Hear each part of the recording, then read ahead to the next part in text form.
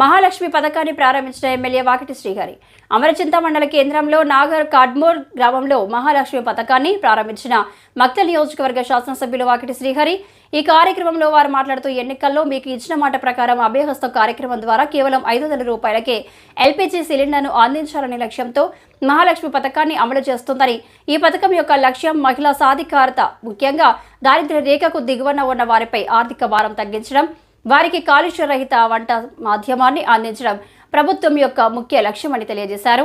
ఈ పథకంలో అందరినీ లబ్ధిదారులుగా ఎంపిక చేయడం జరిగిందని తెలిపారు. గత 3 సంవత్సరాలుగా ఒక్క కుటుంబానికి సగటున ఎన్ని సిలిండర్లు వినియోగం అవుతున్నాయన్న దాన్ని ఆధారంగా తీసుకుని సంవత్సరానికి సరిపడా సిలిండర్లను ప్రభుత్వం కేవలం 500 రూపాయలకే అందించనుందని తెలియజేశారు.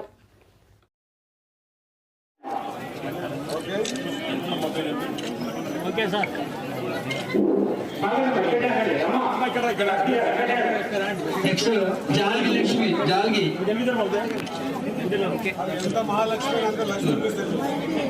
విజయలక్ష్మి జాల్గి విజయలక్ష్మి ఓకే పుట్ట శిరీష పుట్ట శిరీష పుట్ట శిరీష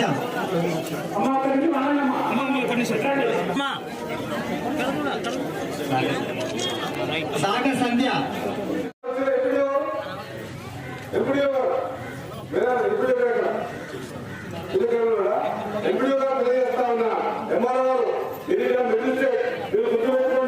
ఇక్కడ సంబంధించిన ఏ వచ్చినా ఉన్నారు యోగాలు ఈ మండలం సంబంధించి మండల హెడ్ క్వార్టర్లో అదే మాదిరిగా వివిధ గ్రామాలలో ఏ ఊరికి ఎవరి పేరు మీద ఎంత డబ్బు అకౌంట్ లో పడ్డదో లిస్ట్ ఇవ్వడమే కాకుండా ఆయా గ్రామ పంచాయతీలో బయట అతికించండి చేసిన పని కరెక్ట్నప్పుడు మనం గట్టిగా మాట్లాడాల్సిన అవసరం ఉంది.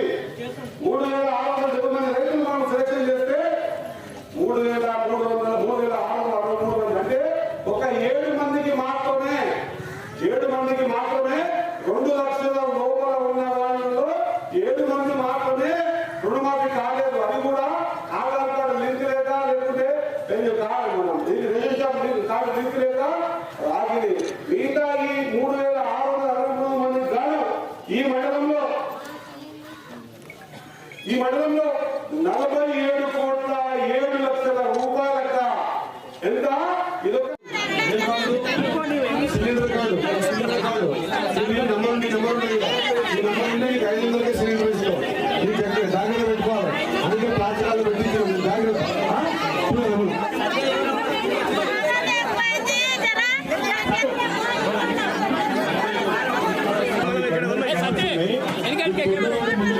చాలా ఇది ఇస్తారు ఆఫీసర్లు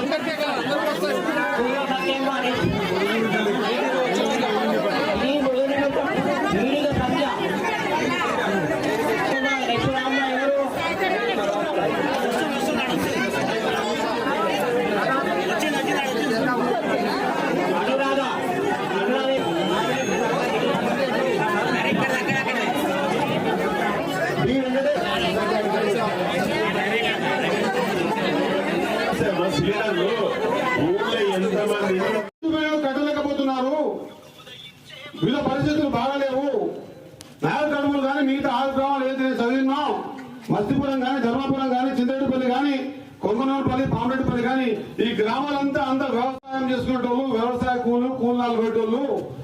వీళ్ళ ఇండివిజువల్ కట్టడం లేదు, కట్టుకుని ఇబ్బంది పడతా ఉన్నారు. వీళ్ళకి వేరే మార్గం లేదు. మీరు ఆశీర్వాదం చేస్తే 200 యూనిట్ల లోపల ఉన్నటువంటి బిల్లులన్నీ కూడా మేమే కడతామని చెప్పినాం. ప్రభుత్వమే కడుతుందన్న మాట మీరు గుర్తు చేస్తా ఉన్నాం. కడుతుందా బిల్లు కడుతున్నా కట్టడమే కదా. ఇది పేద ప్రభుత్వం.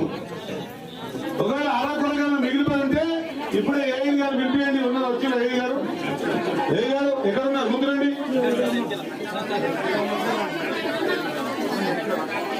ఒక నిమిషం నేను మాట్లాడతాను. ఏం చేశారు నువ్వు కోపా కావద్దన్నా. ఆ బిల్లు రసీదు ఇక్కడి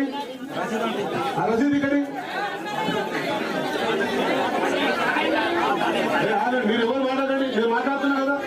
తమ్ముడు రసీదు ఇక్కడి అమ్మా బిల్లు కడుతున్నా. 0 బిల్ రాను 0 బిల్ చేయాలి కదా. ఎట్లా మిస్టేక్ ఉంటుంది? 20 అప్లై చేయించండి. కన్సర్న్ సెక్రటరీ చెప్పండి.